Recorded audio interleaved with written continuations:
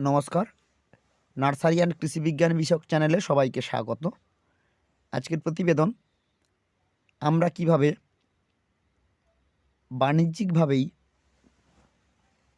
অ্যাকোয়ারিয়ামে রঙিন মাছের পরিবর্তে ভেটকি, পার্সে, ভেনামি চিংড়ি সহ বিভিন্ন নোনা জলের মাছ চাষ করব এই বিষয়টির ওপর।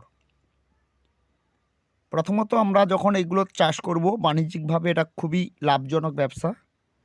তাই প্রথমত এদের রোগ ব্যাধি সম্বন্ধে আমাদের সচেতনতা প্রয়োজন।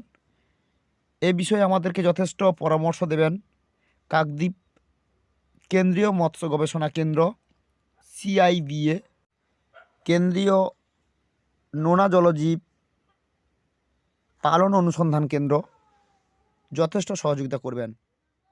ধন্যবাদ।